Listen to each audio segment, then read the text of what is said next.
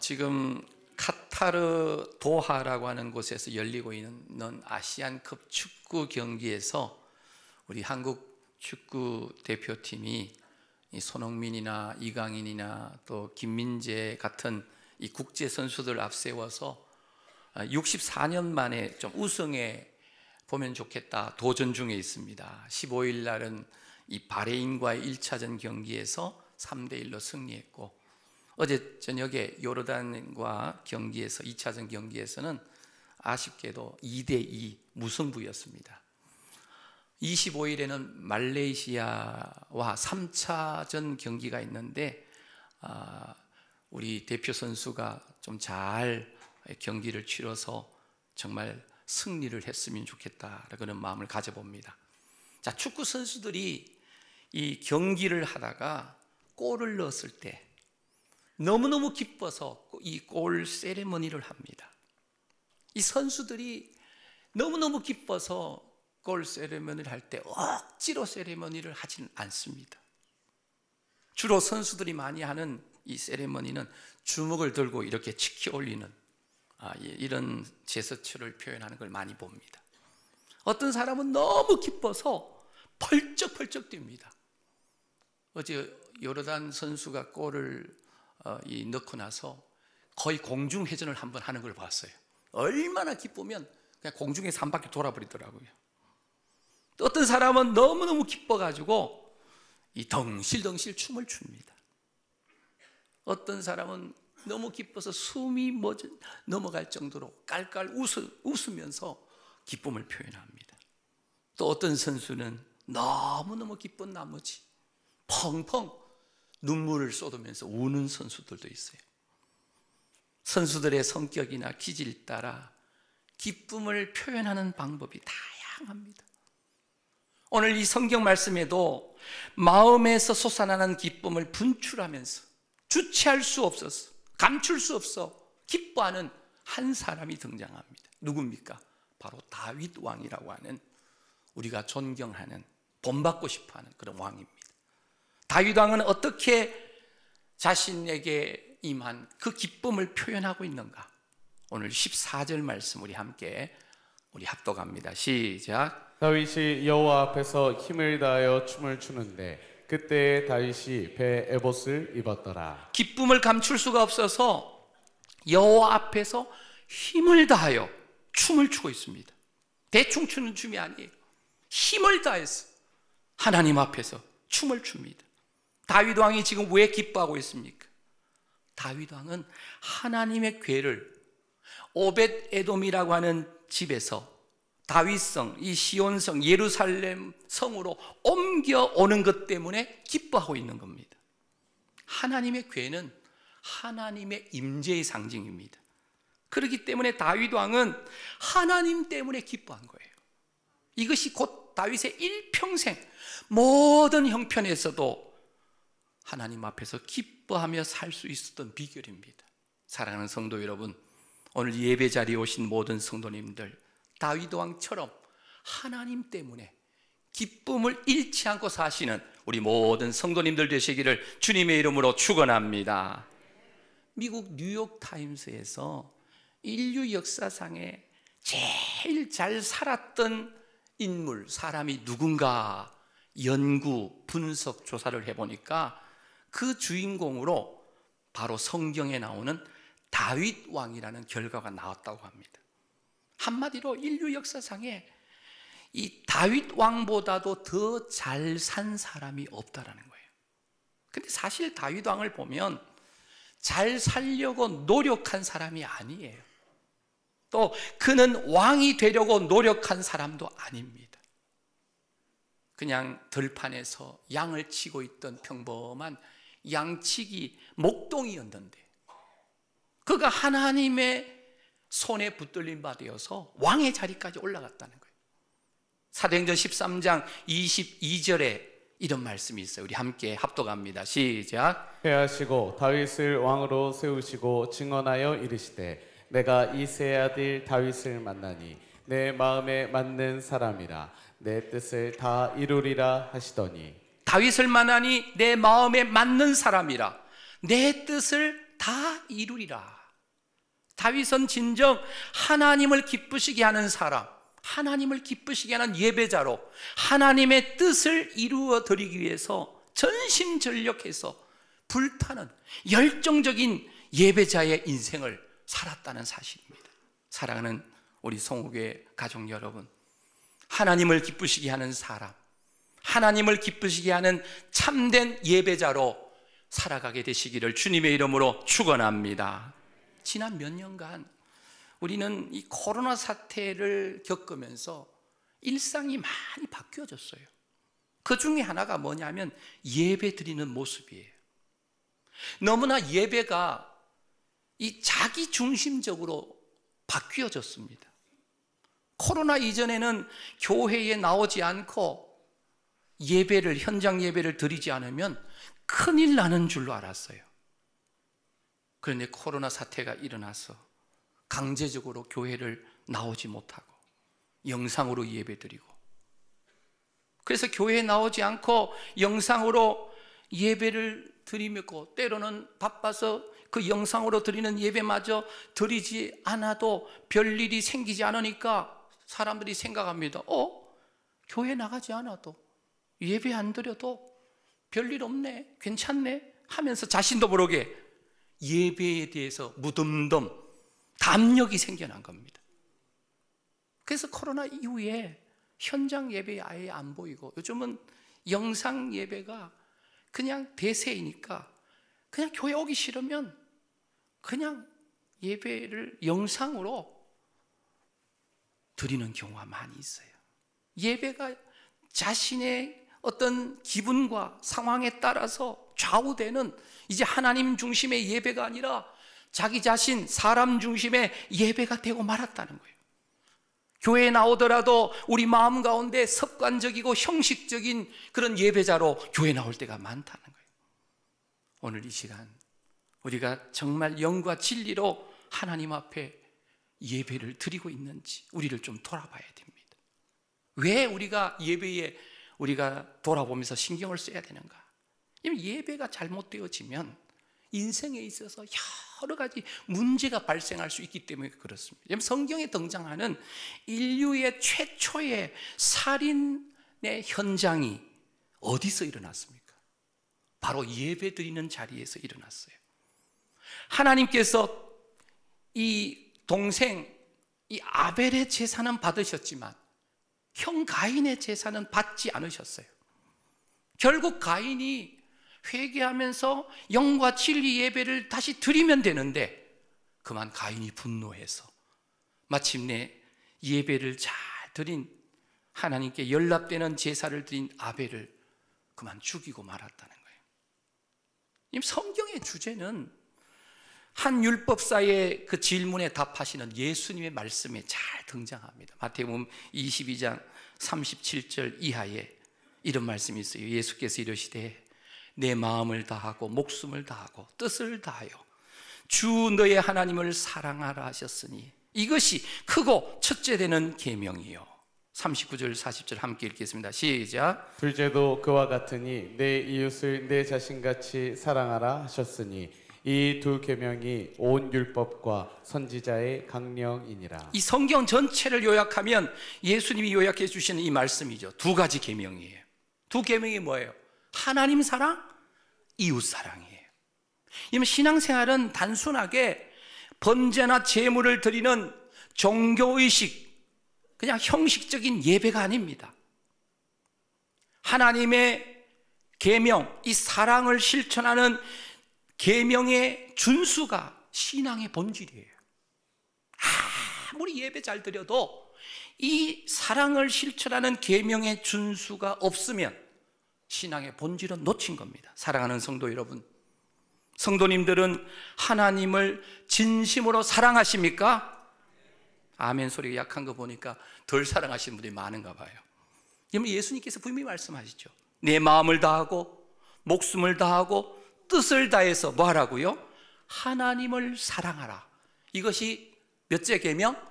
첫째 계명이라고 분명 말씀하셨습니다. 하나님을 사랑하는 이 표현이 바로 예배로 나타나요.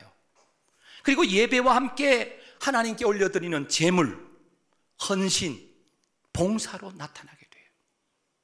하나님을 사랑하니까 이 추운 날씨에도 맹추위가 만약에 몰아쳐도 바깥에서 차량 주차 안내 봉사를 한다든지 예배 이 안내를 본다든지 굳은 일마다 하지 않고 4층 식당에서 누가 수고한다고 대가도 주는 것도 아닌데 열심히 식사를 준비해주고 평일에도 시간 날 때마다 교회에 와서 이름도 빛도 없이 교회를 쓸고 닦고 청소하고 깨끗하게 하는 하나님을 사랑하는 행위예요.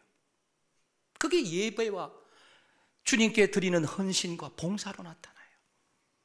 이렇게 영과 진리로 드려지는 예배, 진실된 예배자로 주님 앞에 설 때에 비로소 위로부터 내려지는 신령한 은혜가 내려지게 된다는 거예요. 그래서 예배는 하나님을 사랑하는 데서 비롯되는 행위입니다. 오늘 이 자리에 계신 우리 모든 성도님들, 하나님 아버지를 마음과 뜻과 힘을 다하여 사랑하심으로 이 예배 자리에 오신 줄로 믿습니다. 그래서 영과 진리로 예배 드리심으로 위로부터 내려지는 신령한 은혜가 우리 성도님들에게 넘치게 되시기를 축복합니다. 그래서 하나님께서 기뻐하시는, 하나님께서 찾으시는 그 예배자들이 꼭 되시기를 축복합니다. 그런데 하나님을 사랑하는 예배가 하나님께서 받으시는 영과 진리의 예배를 드러내는 것이 분명히 있습니다. 그게 뭐냐면 바로 내 이웃을 내 자신과 같이 사랑하시라고 하신 이 둘째 계명이에요. 이웃 사랑의 실천으로 이어진다는 거예요. 그래서 하나님께서 기뻐하시는 사람, 예배자는 하나님의 사랑, 하나님을 사랑하는 예배, 그리고 이웃 사랑, 형제 사랑의 실천으로 이어지는 사람이에요. 그래서 예배로 하나님을 사랑하고 하나님 앞에 송축하면 하나님이 주시는 신령한 은혜를 받고 이웃을 사랑하고 축복하면 바로 주님이 주시는 샬롬, 평강이 임하는 줄로 믿습니다. 그래서 오늘 이 예배 가운데 오신 성도님들, 이 은혜와 평강, 이건 한 쌍이에요. 은혜만 있어도 안 되고 평강만 있어도 안 돼요. 하늘로부터 내려지는 은혜가 있을 때에 샬롬의 은혜가 임하는 줄로 믿습니다. 그래서 율법에 정통한 이 사도 바울은 바울 서신의 모든 서신마다 빠지지 않는 인사가 있어요. 그게 뭐냐? 은혜와 평강이 너희에게 있을지어다. 오늘 이 예배 가운데 임하신 우리 성령님께서 이 예배에 참여하신 모든 성도님들의 삶 가운데 은혜와 평강으로 함께 하시기를 주님의 이름으로 축원합니다. 하나님께서 우리를 구원하시고 이렇게 하나님의 백성이 되게 하시고 성우교회 성도로 부르신 이유가 있어요. 그 이유가 무엇인가? 출애굽기 8장 27절에 이렇게 나와 있습니다. 우리 함께 합독합니다. 시작. 우리가 사흘길쯤 광야로 들어가서 우리의 하나님 여호와께 제사를 드리되 우리에게 명령하시는 대로 하려 하나이다. 사흘길쯤 광야로 들어가서 우리 하나님 여호와께 뭘 드린다고요? 제사를 드린다. 출애굽의 목적은 광야로 가서 제사, 예배를 드리도록 부르신 거예요. 그래서 성도의 이 구원받은 목적은 먼저 하나님의 백성이 되어서 하나님을 예배하도록 부르셨다는 사실을 믿으시기를 바랍니다. 이 시편 50편 5절에는 이런 말씀이 있어요. 우리 합독합니다. 시작. 이르시되 나의 성도들을 내 앞에 모으라. 그들은 제사로 나와 언약한 이들이니라 하시도다. 네, 성도들을 내 앞에 모으라. 그들은 제사로 하나님과 뭐한 사람? 언약한 사람들이에요. 사람은, 인간은 예배하는 존재예요. 하나님을 예배하지 않으면 세상의 피조물, 다른 무언가를 반드시 예배하도록 되어 있는 게 인간이에요.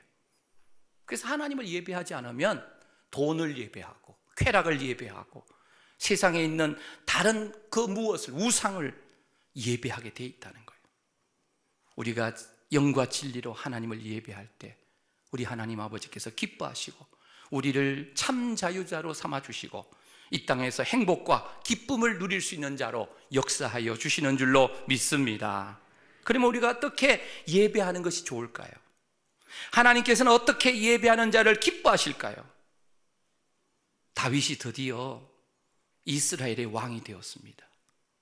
왕이 되고 나서 이 여부스 족속, 예루살렘에 살고 있던 여부스 족속을 다 쫓아내고 예루살렘 성을 쌓고 이제 시온성, 예루살렘 성을 다윗성, 이 수도라고 이제 칭하게 됩니다. 이스라엘의 통치권을 이제 얻게 된 다윗은 국방, 외교, 안보, 행정, 나라의 적재적소에다가 지도자들을 이제 배치합니다. 백성들도 새로운 왕으로 추대된 다윗을 기뻐하면서 기대에 차 있습니다. 다윗이 왕이 되기까지 우여곡절이 많았죠. 사울 왕에게 쫓겨다니면서 동굴 속에, 차디찬 동굴 속에서 지내기도 하고, 때로는 이방 땅 블레셋에 가서 미친 사람처럼 행세하기도 하고, 여러 가지 어려운 일들이 많았지만 하나님의 은혜로 드디어 왕이 된 것입니다. 하나님의 계획과 섭리 속에서 그가 왕이 되었다는 거예요. 한마디로 다윗에게 기름을 붓게 하셔서 왕으로 삼으신 그분이 바로 하나님이셨다는 거예요. 일개 양치는 목동의 자리에서 한 나라의 왕으로, 그것도 하나님의 나라의 모델이라고 할 수 있는 이스라엘 나라, 이 제사장 나라의 왕으로 삼아주셨다는 거예요. 하나님께서 그와 함께 하셨다. 사무엘하서 5장 10절입니다. 우리 함께 합독합니다. 시작. 만군의 하나님 여호와께서 함께 계시니 다윗이 점점 강성하여 가니라. 하나님께서 함께 하시니까 다윗이 점점 강성해진 것처럼 오늘 우리 성도님들의 삶도 하나님께서 임마누엘 해주심으로 점점 강성하고 번창해지시기를 주님의 이름으로 축원합니다. 모든 게 형통했는데, 근데 다윗의 마음 한켠에 떨칠 수 없는 생각이 하나 있습니다. 그게 바로 하나님의 궤, 다른 말로 언약궤, 법궤. 이 법궤가 아직도 방치되어 있다는 거예요. 언약궤는 하나님의 임재를 상징하는 거예요. 언약궤가 있는 곳에 하나님께서 계시는 것이고, 언약궤를 중심으로 언약궤가 있는 그곳이 바로 예배 생활의 중심지가 되는 거예요. 그래서 다윗은 언약궤를 이 시온성 예루살렘 성에 옮겨오기를 원했다는 거예요. 그래서 비로소 예루살렘 성이 진정한 수도가 되어지고 하나님을 예배하는 처소, 그리고 하나님의 임재가 있는 모든 예배 생활의 중심지가 되게 하기 위해서 이 언약궤를, 방치되어 있는 언약궤를 가져오도록 합니다. 하나님의 궤는 이 2절 말씀에 보면 바알레 유다라는 지역에 있었습니다. 다른 이름으로는 기럇 여아림이에요. 기럇 여아림의 뜻은 숲속의 동네라고 불릴 정도로 나무가 많은 산동네, 기럇 여아림의 바알레 유다의 아비나답의 집에서 이 언약궤는 70년 동안 방치되어 있었습니다. 처음에는 아비나답의 이 아들 엘리야살이 이 언약궤를 잘 구별해서 지켰습니다. 백성들도 하나님의 궤가 빨리 거룩한 처소가 만들어져서 그곳에 안치되기를 원했습니다.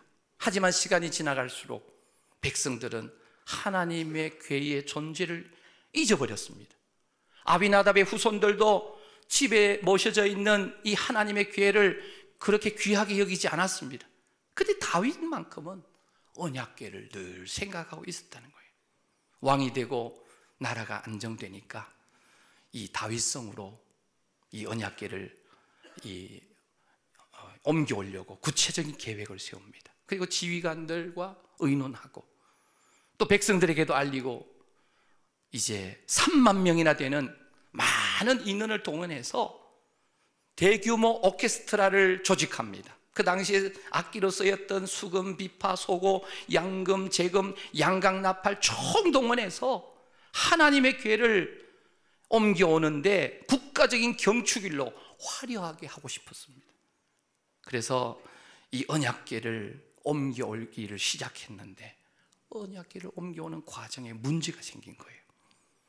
오늘 본문 6절, 7절입니다. 그들이 나곤의 타작마당에 이르러서는 소들이 뛰므로 웃사가 손을 들어 하나님의 궤를 붙들었더니, 우리 7절 함께 읽겠습니다. 시작. 여호와 하나님이 웃사가 잘못함으로 말미암아 진노하사 그를 그곳에서 치시니 그가 거기 하나님의 궤 곁에서 죽으니라. 언약궤를 옮기는 과정에서 우사라는 사람이 실수함으로 그 자리에서 죽고 마는 일이 생긴 거예요.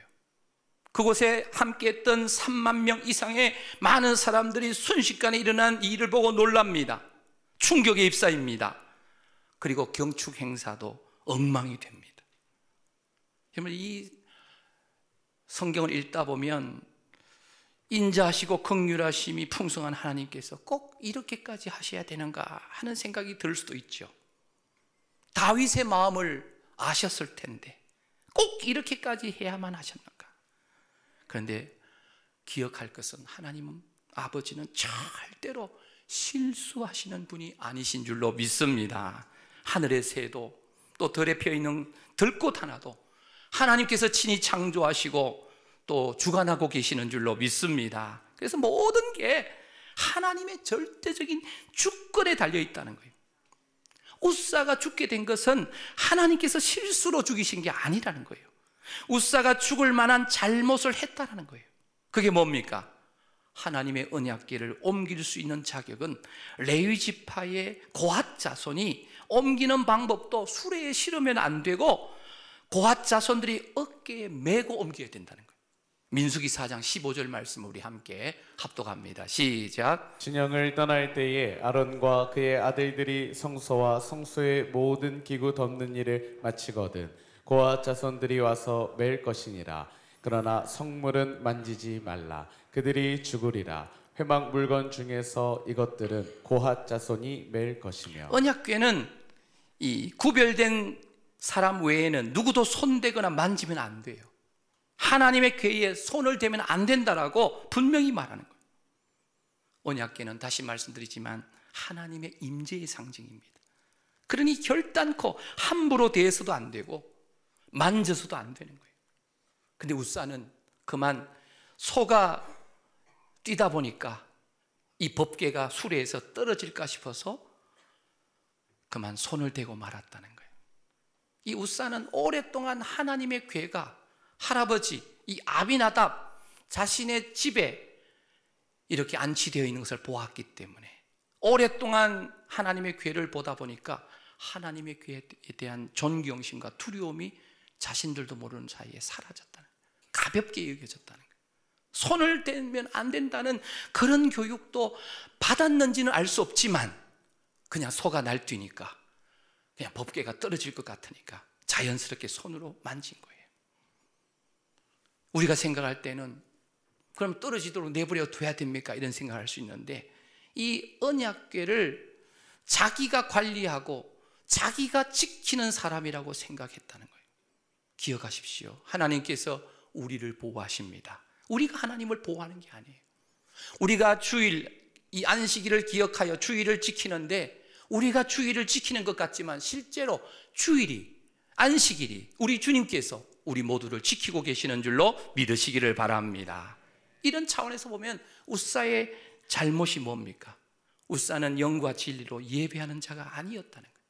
종교적인 의식은 하고 법궤를 관리는 했는지 몰라도 이 언약궤를 통해서 임재하시는 그 하나님을 영과 진리로 예배하면서 만나지 못했다는 거예요.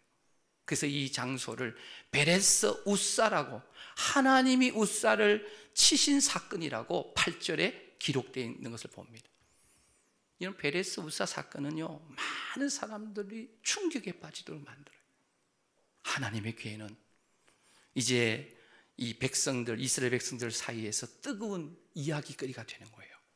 하나님의 궤에 대한 두려움으로 가득 차요. 누구도 하나님의 궤에 가까이 가려고 하지 않아요. 누구도 하나님의 궤를 자기 집으로 모시고 가겠다고 나선 자가 없었어요. 그런데 그때 한 사람이 나타납니다. 그가 누구냐 하면 가드 사람 오벳 에돔이에요. 이 오벳 에돔이 자신의 집으로 이 언약궤를 모시고 갔다는 거예요. 오벳 에돔도 이 우사 사건을 그 현장에서 보았을 수도 있습니다. 또 블레셋의 이 언약궤를 빼앗겼을 때 하나님의 궤가 블레셋 진영에 들어갔을 때 블레셋 땅에 이르는 곳곳마다 큰 재앙이 임해서 많은 사람들이 죽었다는 그 이야기도 들었을 것입니다. 그래서 이 블레셋 사람들이 언약궤를 이스라엘 진영으로 다시 돌려보냈는데, 이 오벳에돔은 그 사실을 알면서도 자신이 이 언약궤를 자신의 집으로 모셨다는 거예요. 이 언약궤를 두려움과 무서움의 대상으로 보지 않았어요. 하나님의 궤를 경외와 존경의 대상으로 보았다는 거예요. 하나님의 언약궤 위에 임재하여 계신 하나님의 영광을 보았기 때문에 오벳에돔은 경건했고 하나님과 항상 동행했던 믿음의 사람이었다는 거예요. 자, 그렇다면 여러분, 이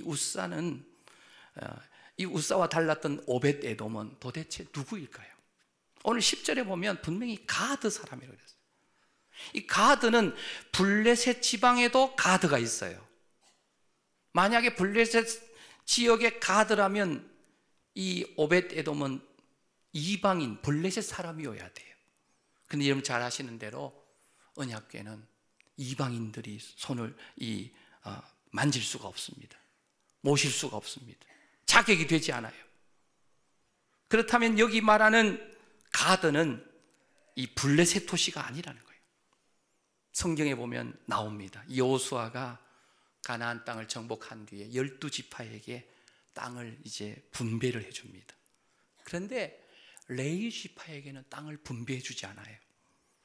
레위 지파는 이 12지파에 속하지도 않아요. 대표 지파이긴 하지만 12지파에 속하지도 않아요. 레위 지파는 이스라엘 백성의 모든 집안의 맏아들을 대신하는 대표 지파이기 때문에, 그래서 레위 지파는 한 곳에 모여 사는 다른 지파들과는 다르게 12지파들 사이에 흩어져서 백성들을 위해서, 그 지파의 백성들을 위해서 제사 예배를 집례하고 신앙을 바로 이끌어주면서 살았다는 거예요.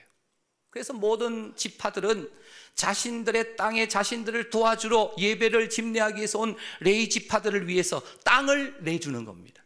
그래서 여호수아 21장 23절 24절에 바로 이 이야기가 나오는데요. 또 단 지파 중에서 준 것은 엘드게와 그 목초지, 기브돈과 그 목초지, 아얄론과 그 목초지, 네 번째 가드 림몬과 그 목초지이니 내 성읍이다. 단 지파가 자신들의 땅에 온 레위 지파들을 위해서 네 성읍을 내주었는데, 그 중에 하나가 이 가드 림몬이라고 하는 지역이 있어요.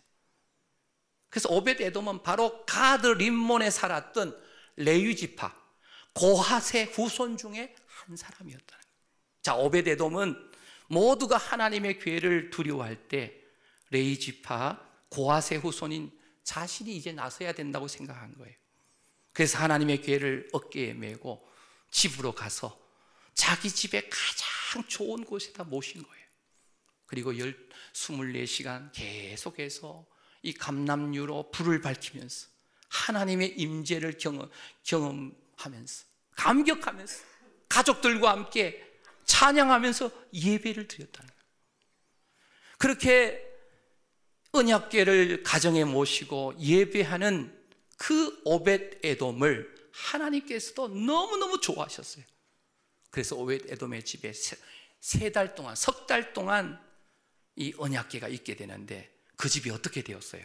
오늘 본문 11절에 나와 있습니다. 우리 11절 말씀을 함께 읽겠습니다. 시작. 여호와의 궤가 가드 사람 오벳에돔의 집에 석 달을 있었는데 여호와께서 오벳에돔과 그의 온 집에 복을 주시니라. 석 달이 있었는데 하나님께서 오벳에돔과 그의 온 집에 뭘 주셨다고요? 복을 주셨대요. 이게 뭘 의미할까요?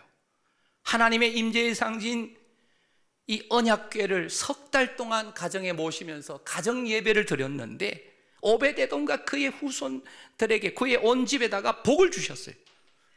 이 당시에 최고의 복은 무슨 복이냐면 자손의 복입니다. 하나님께서는 이 오벳에돔 집에다가 다산의 복을 내리신 거예요. 다산의 복. 역대상 26장 8절에 나와요. 우리 같이 읽겠습니다. 시작. 이는 다 오벳 에돔의 자손이라. 그들과 그의 아들들과 그의 형제들은 다 능력이 있어 그 직무를 잘하는 자이니 오벳 에돔에게서 난 자가 62명이며. 오벳 에돔에게서 난 자가 몇 명이라고요? 62명이에요. 하나님의 성전을 지키는 영광스러운 문지기의 사명을 이 후손들이 감당합니다. 그냥 단순한 문지기가 아니에요.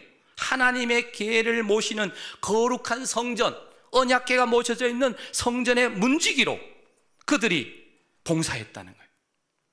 오벳 에돔처럼 하나님을 위해 기쁨으로 섬기며 주어진 사명을 이 후손들이 감당했다는 거예요. 얼마나 멋진 후손들입니까?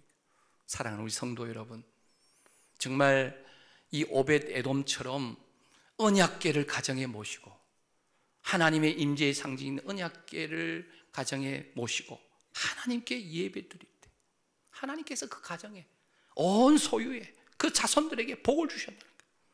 오늘 우리 성국의 모든 성도님들, 오벳 에돔의 가정처럼 언약궤를 가정에 모심으로 늘 하나님 중심으로 말씀 중심으로 그렇게 예배드림으로 자자손손 오벳 에돔과 같이 복을 받는 성도님들의 가정이 되시기를 주님의 이름으로 축원합니다.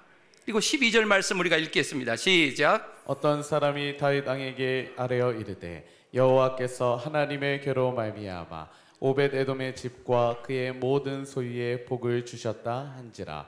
다윗이 가서 하나님의 궤를 기쁨으로 메고 오벳 에돔의 집에서 다윗 성으로 올라가있습니다. 다윗이 3개월 후에 소식을 들으니까 하나님께서 언약궤를 모시고 간 오벳 에돔의 집에 엄청난 복을 주셨다는 말씀을 들었어요. 소식을 들었어요.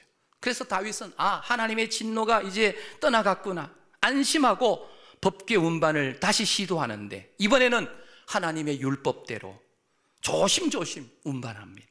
조심스러워 하면서 어깨에 메고 하나님의 법칙대로. 그러면서 다윗은 이 언약궤를 옮겨오면서 너무너무 기뻐했다는 거예요. 하나님의 궤를 기쁨으로 메고 기쁨으로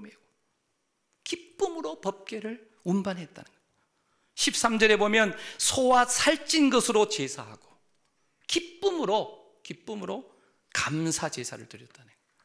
그리고 14절 말씀 우리 다시 한번 읽겠습니다. 시작. 다윗이 여호와 앞에서 힘을 다하여 춤을 추는데 그때 다윗이 배 에봇을 입었더라.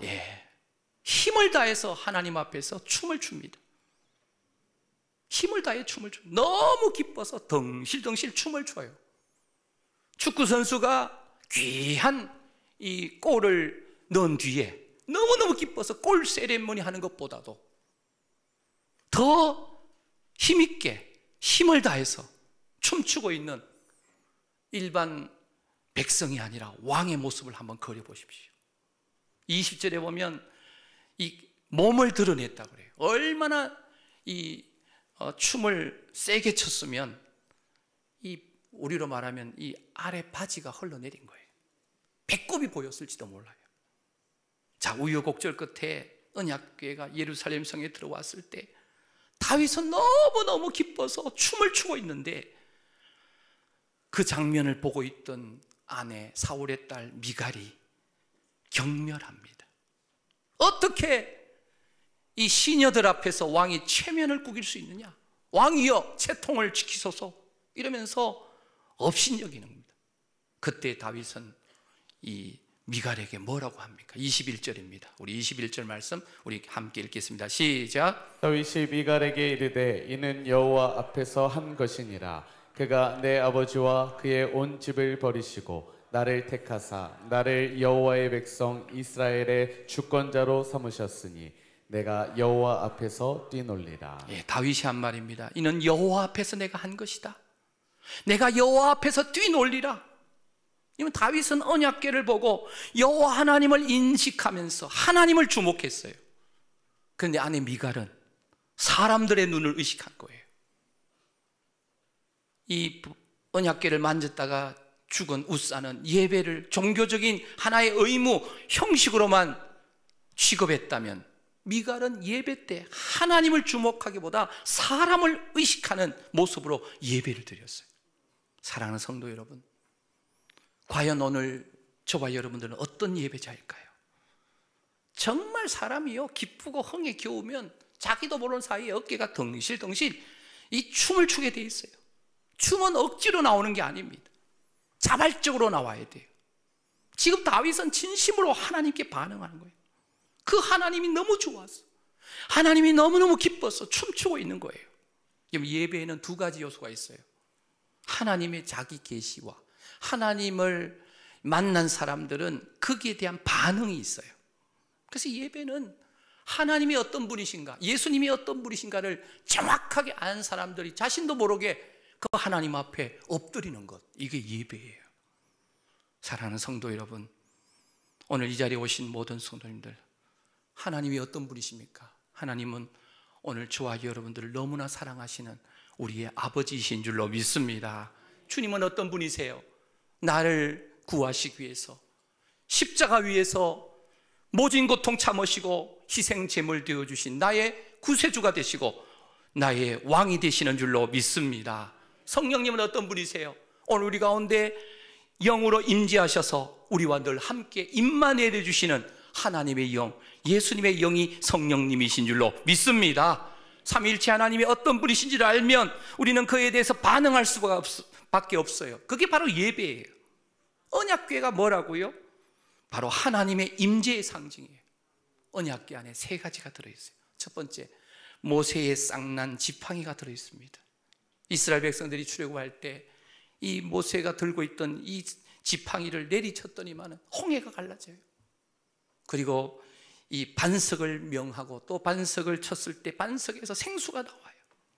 하나님의 구원의 은혜, 기적 같은 인도하심을 보여주는 것이 바로 이 모세의 지팡이입니다. 두 번째 뭐예요?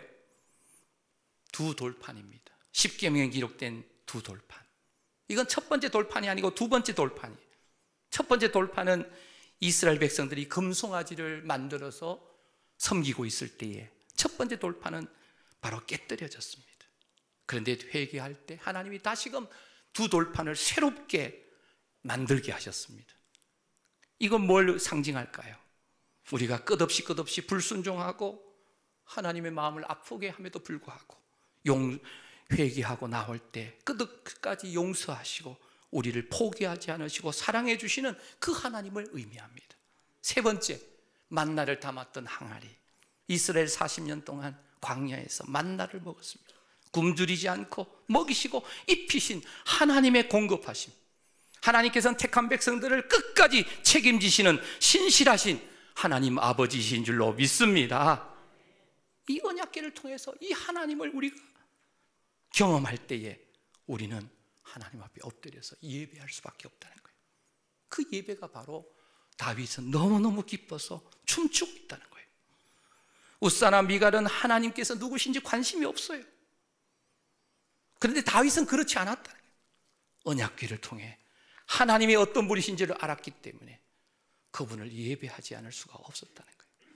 사랑하는 우리 성도 여러분, 우리가 하나님이 누구신지 예수님이 누구신지 알게 되면 첫 번째 보여야 되는 반응이 바로 하나님께 예배하고 싶어 하는 겁니다.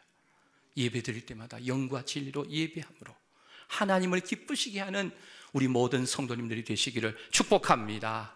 다윗이 하나님을 절구하면서 기뻐하며 춤을 추니까 하나님께서 하나님 마음에 다윗이 합하셨다고 하면서 하나님께서 기뻐하신 거예요.